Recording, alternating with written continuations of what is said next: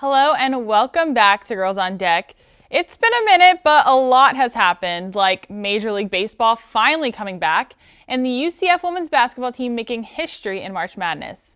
We have such a great show today, and I'll be joined by Emily Aaron and Gadiel Cartagena to talk NFL, and Jason Hamby and Kayla Lewis to talk MLB. Girls on Deck starts now.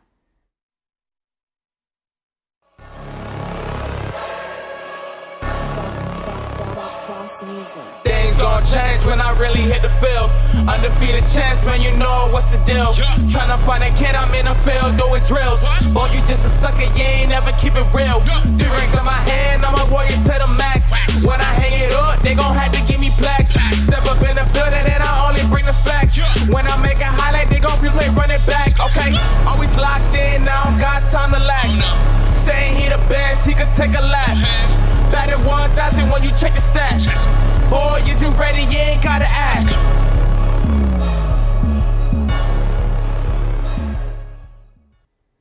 To talk about these NFL trades and signings, we are joined by Emily Aaron, who you may have seen us talking with last week on the March Madness show, and Gadiel Cartagena. First, we'll start with Emily. How are you today? I'm great, Kayla. How are you? I'm good. I'm excited to have you both on the show. Gadiel, how are you feeling? I am doing fantastic. Fun NFL free agency, and I'm excited to be on the show. Well, we're happy to hear that. And as I said before, a lot has happened in sports since we've been away. One of them being the return of the GOAT, Tom Brady.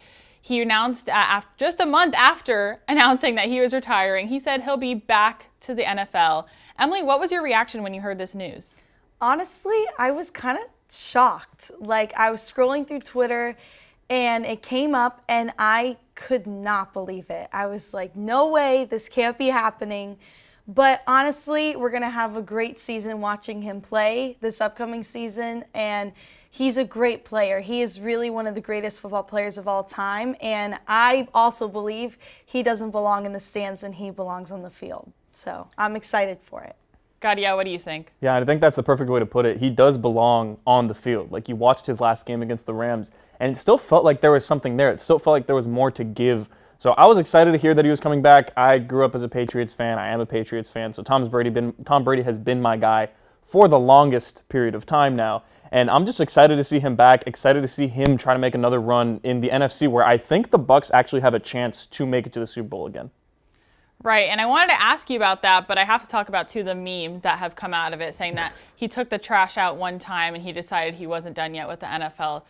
Absolutely hysterical. But yeah, I want to talk about the Bucs. Now, it's been, they kind of showed it that he's won a Super Bowl, lost a Super Bowl, won a Super Bowl, lost a Super Bowl the past, I believe, 9 seasons. Do you think he can kind of keep that pattern going, Emily? I honestly think he can. I know as you get older and you're in the profession of, playing football, you kind of start to dwindle down and get tired of it. But honestly, if he thinks he's ready to get back in, I think he could bring them to another Super Bowl or maybe even 2. However long he stays in there, I really think he has it in him, since he thinks he has it in him to go back in. So, Gadiel, what do you think of this Bucs team with Tom Brady coming back? I think they're a really good team. Now, I don't think I would put them ahead of the Rams, but I think they're on the same level. And you're looking at those two teams in specific, in addition to the 49ers, who I think have a quarterback question mark, but they have probably the best roster.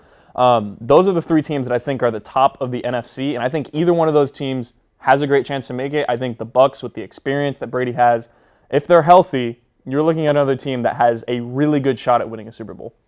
Yeah, and I feel like this would be Tom Brady's last season now. I mean, he would be, 44 by the end of it? Do you think this is it after this next season? I want to say it is, but you never know with a competitor like him. If it doesn't go the way that he wants it to, I could definitely see him coming back, maybe taking another year, because the roster is going to be intact. They signed these guys long term. It is built to succeed. So it's really as long as he wants to play. Hopefully he goes out on his own terms and it's not due to injury or anything. I'd like to see him win one and then leave. But I could see it going on for more than 1 year. It wouldn't be the craziest thing. He said he wanted to play to 45, and he's really, really close to doing that right now. I could definitely see him doing it. And I think had he won this year, maybe he would have really been done. But yeah, what do you think, Emily? Honestly, I think it depends. It really depends on how he performs this season. If he's doing great and he decides to stay in another year, then great for him. But honestly, I think at his age and how long he's been in this profession, I think this is going to be his end. Well, we'll have to wait and see. But looking into some of the trades this offseason, I think one of the biggest ones would have to be longtime Seahawk Russell Wilson being traded to the Denver Broncos. I personally am sad to see him leave, but that's the way of sports, and I think Broncos fans have a really exciting future ahead of them with him as quarterback. Gadiel, what do you think Wilson will add to this team who hasn't really had a steady quarterback since Peyton Manning? The Denver Broncos are finally in the mix to not only win the division, but actually win some playoff games. I think they have a really, really good roster, and I think it works for both parties involved. Russell Wilson, for as great as he's been, he hasn't been perfect in Seattle, but I think a lot of that is due to the fact that they didn't really build around him. They got him some receivers, but they wanted to run the ball. They got him an offensive line, or one offensive lineman, but they didn't really get a pass-blocking offensive line. So they didn't fully commit to Russell Wilson, whereas the Denver Broncos, it feels like they've been committing to a quarterback that hasn't been there over the last 3 to 4 years. And now that they finally have an answer to that question, they're a really, really good team. So I'm excited for everybody. I think Russ, it's funny because he beat them in his first Super Bowl, and now he has a chance to win another Super Bowl with the Broncos. But I like the fit. I'm excited to see what he's going to do to help these young receivers develop. But if he can do it, I think Hannah Jo might be a happy camper as a Broncos fan. I was going to say, I think she's really happy with that trade, and as she should be. But what do you think, Emily, on the Seahawks end of things for what they got? I believe they got Drew Lock, Noah Fant, and one other player, and then some draft picks. What do you think? I honestly think the Seahawks made a great decision on letting him go to another team because I feel like he needed a fresh start. He needed to, do his time somewhere else. But with the players that they're getting in right now, honestly, I think they're set. They're now. It's not going to be as great not having Russell Wilson on the team, but I think they'll be set enough to make it pretty far into this next season. But I know they're missing, their star player, Russell Wilson. Gadiel, do you agree with that? Yeah, definitely. I think it's going to be a rebuilding period, but a necessary one. It isn't possible to be a winning team at all times in the NFL. You're going to see peaks and valleys to every single organization. I think you're going to see a valley for the Seahawks now, rebuild, maybe end up bringing in a new coach because Pete Carroll's very old. But they'll be fine. I think the return was solid. Yeah, and hopefully it don't take 20 years to rebuild like the Dolphins, but who've probably been rebuilding since the 70s, if we're being quite honest. But yeah, no, I think Russell's a good fit in Denver, and do you think he'll stay there long term like he says he would? Do you think he'll end it there? I would hope so. Oh, sorry, Emily, not to cut you off. Okay. I would hope so. I honestly think he will. I know that he did talk to Peyton Manning about the whole trade and everything and what Denver is like for his family and how good the schools are and things like that. So I think he was talking long term. So hopefully he stays there for a little bit. I think it'll be great for the Broncos. Right. I mean, it could be another Hall of Fame quarterback coming out of Denver. So that would be very exciting to watch. Now, another player who is leaving teams for the first time is former Steelers receiver Juju SmithSchuster. He signed a one-year contract with the Kansas City Chiefs after spending most of his last season with the Steelers injured. Emily, as a Chiefs fan, are you excited to see this addition to the offense? I really am. I think this is going to be great for the Chiefs. This is totally going to help out Patrick Mahomes. So this is really going to be like a one-up thing for us. I really think this will make it great for the upcoming season. So I'm excited for it. I really am. Gadiel, how do you think he fits into this current offense? I think it's a beautiful fit. Listen, I know Emily is a Chiefs fan. I think she's going to be really happy with Juju. I understand he does the whole TikTok thing, and there's some off-the-field stuff where maybe people think he's a bit of a diva, but I like Juju. I think he's going to bring a lot. He's really good in that second or third receiver role where he doesn't have to be the number one. When he played next to Antonio Brown, he was one of the best number two options in the entire NFL. And when he was a number one option, he wasn't suited to do that. So you're going to see him playing next to Tyreek Hill and Travis Kelce. He's going to be a really good option underneath for Patrick Mahomes. I'm excited for Juju. I think he's going to have a bounce-back year. And I know they don't have the most money, but I think he's going to make it work long-term in Kansas City. This is one of my favorite signings in all of free agency. I think it's a perfect match both ways. Yeah, I'm excited to see him in Kansas City. I think he'll kind of help fill the little gaps that they saw kind of last year and what they need to improve on. Do you think that they are someone, I know you said top three was Rams, 49ers. Do you think the Chiefs fall into that too, Gadiel? In the AFC, yes. So I think right now you have Chiefs, Bills, Bengals, Chargers is kind of the top 4 in the AFC. The Chiefs are definitely in that conversation. You get Patrick Mahomes, you get him some weapons, you have a good O-line. Everything else can fall in line. So they're definitely in the conversation. I don't know if I'd pick them as the favorites to make it out of the AFC, although they probably will be favored in Vegas. Emily, what do you think? Honestly, I think everything that the Chiefs have right now is really going to make them a great team, and they're stacked with a ton of great players. And I might be a little biased because I am a Chiefs fan, but I really think that they're going to be great. Yeah, I definitely think, they have an exciting future, and I do hope that Juju kind of stays longer. I know the Steelers are sad to see him leave, but let's actually talk about that a little bit. What are the Steelers? They don't have a quarterback. They lost Juju. What are they going to do? Gadiel? Whoa, was that indirect slander to Mitch Trubisky, the MVP, the Nickelodeon most valuable player from a few years back? No, I think they're definitely rebuilding right now in terms of the offense. They do have some pieces. Deontay Johnson is maybe the most underrated receiver in the NFL. Chase Claypool is another TikToker, so he'll fit that Juju role completely perfectly. And they're always good at adding receiver talent. That's one of the few teams in the NFL where if a receiver leaves, I have no doubt they'll bring in another really good one, the same way they've done for the last 15 years. All right, and before we run out of time, veteran linebacker Von Miller recently signed a 6-year, $120 million contract with the Buffalo Bills, $51 million of that contract guaranteed. Emily, what do you think of this contract and what it means for the Bills?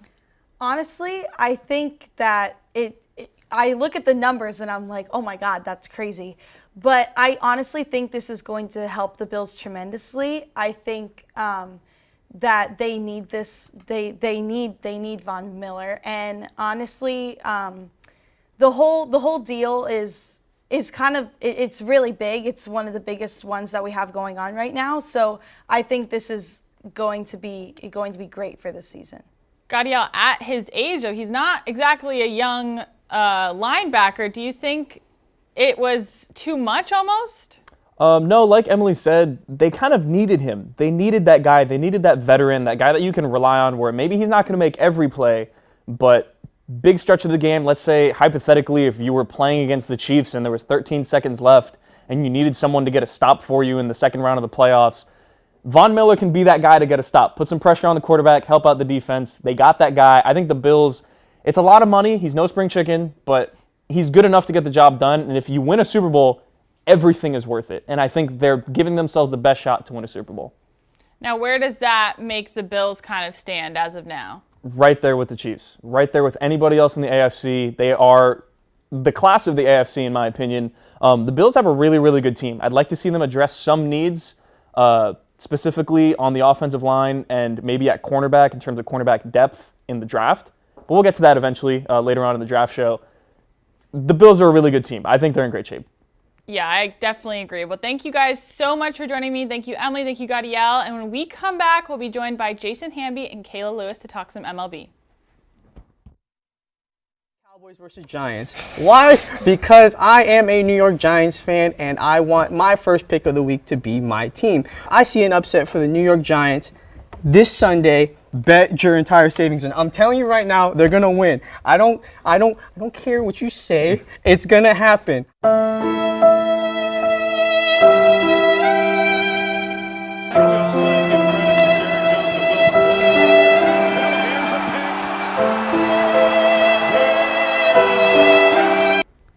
I have to go with the Raiders, I think, for this one. I don't see them losing.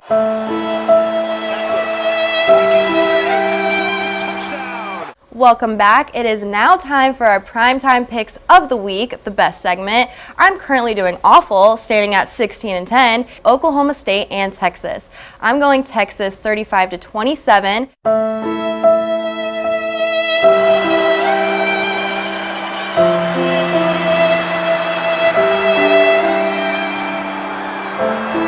All right, Jeff, don't tell me your winner, but who is going to the Super Bowl? The New England Patriots. Oh my gosh. Oh my God. And the Tampa Bay Buccaneers. God. The Oh NFL is gonna make it happen.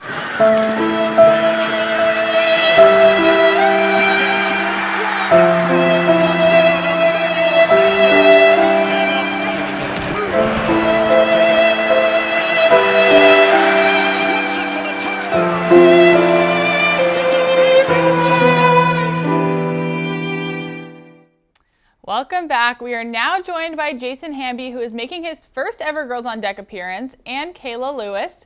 Jason, how does it feel to be talking about baseball again? Just glad to be back on the show. It's a weight off the shoulders to have baseball back, and I'm just ready to get started. Kayla, how are you feeling? I'm doing great. Like Jason said, baseball's back, and I'm excited. I'm a little outnumbered here today. I have to point out that I'm dealing with 2 Braves fans as a Dodger, so should be an interesting topic today, but let's get right into it.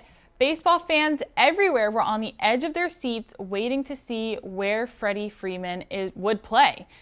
This past week, it was announced he would be joining the Los Angeles Dodgers, but before we get into his future as a Dodger, as a Braves fan, Jason and Kayla, I have to ask, how did it feel to see him go? Kayla? I'm not going to lie, when I heard the news, I was really sad. I heard he was blindsided by the trade from Matt Olson. They didn't tell him it was happening, and I'm just sad to see him go, really. But I don't think he was necessarily wanting to stay, though, at that point. Maybe he was blindsided, but Jason, did you think he wanted to leave? I thought after a lot of the contract negotiations, it had gotten to a point where he felt like he should move on. We had an opportunity all of last season to bring him back and assign him to an extension. We decided not to. So definitely, he's the face of the franchise. He's been there for 15 years, been on the Major League team for 12. That's where he started. I thought he should have finished his career there, similar to Chipper Jones. He's just a hero for the Braves, bringing the first world title since '95. So it's definitely sad to see him go, but I will say I'm just as optimistic right now, today, that we'll repeat as champions as I've ever been. Yeah, and we'll get to that a little later when we talk about Jansen, but what, as a Braves fan, seeing him go, I know that hurt, but he wanted to go play for his family in LA, so let's talk about what that means for the Dodgers. I'm super excited for this season. Let's talk about this lineup. Kayla, what do you think of it? Well, now with Freeman, I think the Dodgers are in a good position. They have a really good lineup. It hurts as a Braves fan to say that, but I think they're going to do good, and it's going to be a great matchup, especially when they go against each other. Jason, what about you? I mean, it's just as deep a lineup as any, especially with Muncy now moving full-time to second base. Freeman, you can't say enough about him as a locker room presence.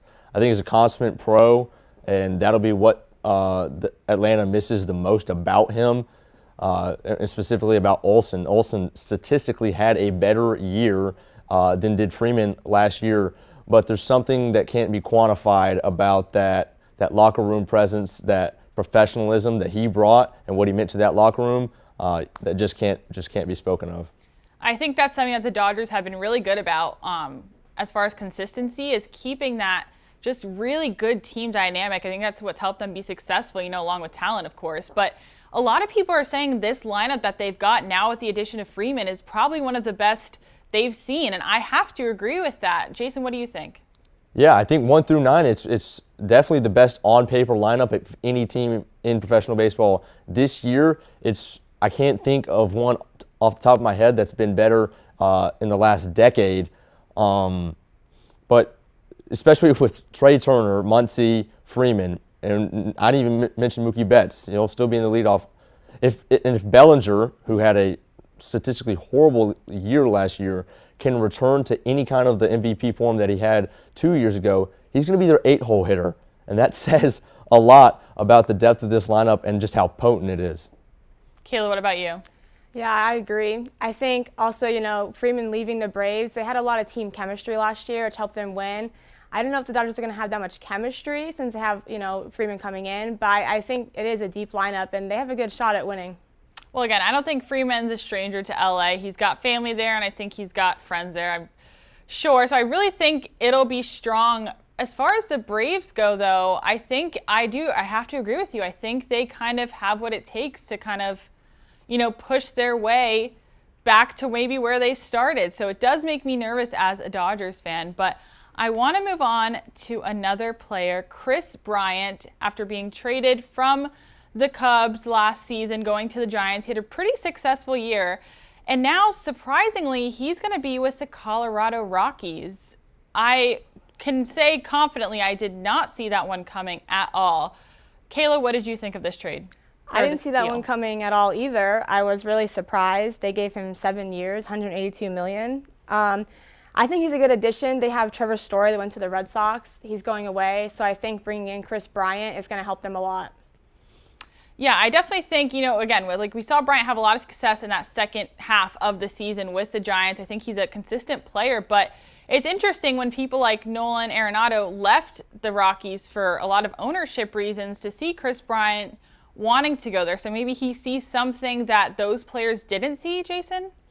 Yeah, I think this is the weirdest signing of all free agency. They had an opportunity to give this kind of a contract to Arenado, and instead they gave the Cardinals $51 million to take him, and in return they got 5 players. One is Austin Gomber, a left-handed pitcher who will be a big part of their rotation, but the other 4 were just prospects, none on the top 100 prospects list. So they didn't really, it was one of the, and we'll see as time plays out, go down as one of the worst trades in Rockies history. They gave the Cardinals $51 million to take their franchise player, and now they bring in Kris Bryant, who statistically hit .265 last year with only 25 home runs. And, we're in an era where 25 home runs isn't what it used to be, and especially the thinking was they got rid of Arenado so they could sign Story to a big extension. Well, now they let Story go and bring Bryant instead, who's going to play maybe third base, maybe left field, not the cornerstone position of shortstop as Story played. It's just really confusing. If I'm a Rockies fan, I'm demanding answers from their ownership and their GM. Right. That's what confused me the most is you let Trevor Story go, which is someone you really needed, and you bring Kris Bryant in, and I'm curious what Kris Bryant's thinking was going to such a team. I just don't think, there's one of those teams that you don't really see success in their near future. Maybe in his time as a Rocky, I don't really see anything happening unless, maybe in a couple years from now they kind of figure it out. But Kayla, what did you think? Yeah, I agree. It was really weird. I don't think the Rockies are in a position now with Trevor Story gone to even be competitive, honestly. Trevor Story, I think they needed him and they lost him. It's just not going to be good for them. Yeah, they're consistently on the bottom of that division, and I don't see them really going up even with this addition. Maybe they'll get 1 or 2 more homers out of Bryant. But that one, really baffled me. And we'll talk about another one a little later that also baffled me. But going on, the Braves added to their bullpen this past week with former Dodgers closer Kenley Jansen. Sad to see him go, but he signed a 1-year, $16 million contract with the team. Jason, what do you think Jansen adds to that Braves bullpen? He has over 300 saves. He has the most saves of any closing pitcher in baseball. He's going to be a huge addition. The Braves have the best bullpen in baseball, and it's not close. And I want to go back to the whole thing of the Dodgers and the Braves. It was kind of a chess play there from the Braves GM, Alex Anthopoulos. The Dodgers get Freddie. Okay, now we're the Braves. We're going to get your closing pitcher, the guy that you've relied on for all of your stretch runs in the postseason for the last 5-6 years. And so the Braves, they're obviously the World Series champions. It's going to feel like that they went out and got the 2 biggest free agent signings on the market. Those players, Ronald Acuna Jr. and Marcell Ozuna. They didn't have them at all for any part of the second half of the playoffs. Acuna, let's not forget, MVP caliber player. He was on pace for 48 home runs last year and 144 runs scored. He only played 82 games right there at the midway point. We're getting him back. He'll be ready for opening day to start DHing. And Marcell Ozuna, he finished 6th in MVP voting in the 2020 shortened season campaign. He led the league in home runs and RBIs. We're getting him back.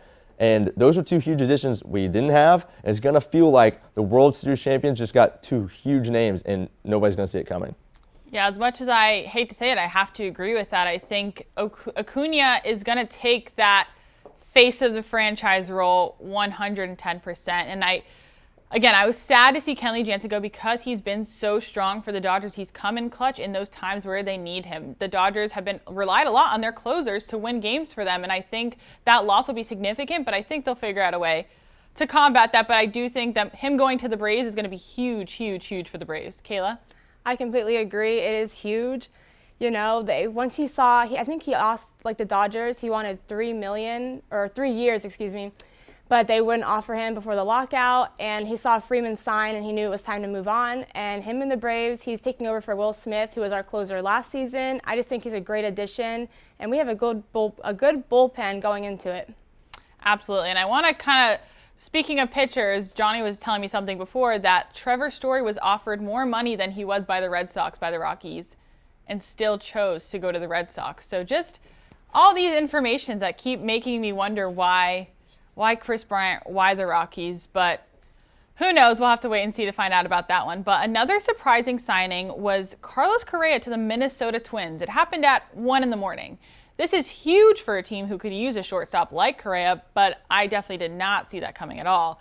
The contract is 3 years, $105 million. Kayla, why do you think he ended up with the Twins? I have no idea. I was really in shock when I heard it. I even texted you about it. I didn't even know what was going on there. I think he's going to be a great addition for the team, and I just think he wanted to get away from the Astros, honestly. Yeah, I mean, I would hope that's the reason. Jason, what do you think? I mean, he did it for one reason only. He's getting $35 million a year, 3 years, $105 million. He is the highest paid infielder in the game and fourth highest paid player in the league. So he did it for one reason. He's got options after his first and second years. If he has a huge offensive year, he can go find another team with no sweat, and he made $35 million this year. It is a weird move for the Twins. Only won 73 games last year. They're not really in contention right now. I'm not sure if it makes too much sense from there. But I love it when teams not necessarily in contention go and sign these big guys. It just increases the parity and competition in the league.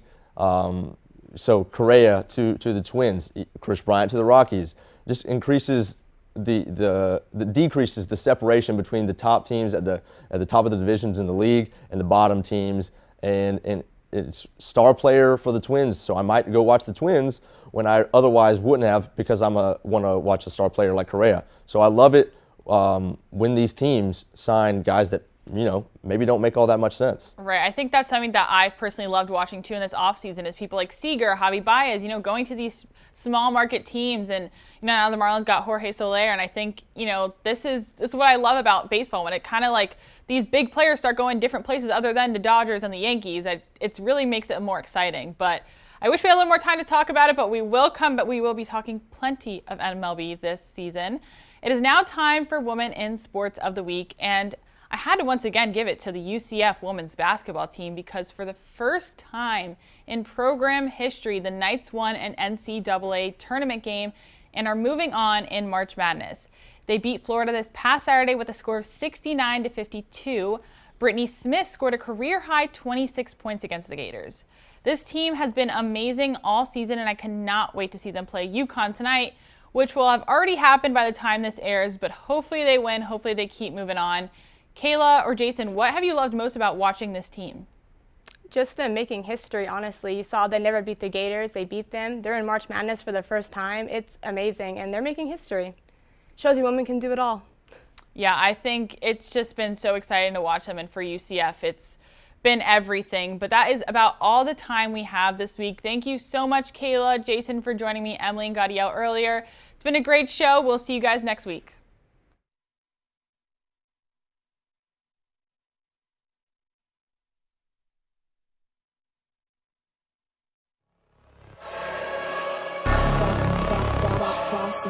Things gon' change when I really hit the field. Undefeated champs, man, you know what's the deal. Tryna find a kid, I'm in the field doing drills. Boy, you just a sucker, you ain't never keep it real. 3 rings in my hand, I'm a warrior to the max. When I hang it up, they gon' have to give me plaques. Step up in the building and I only bring the facts. When I make a highlight, they gon' replay, run it back.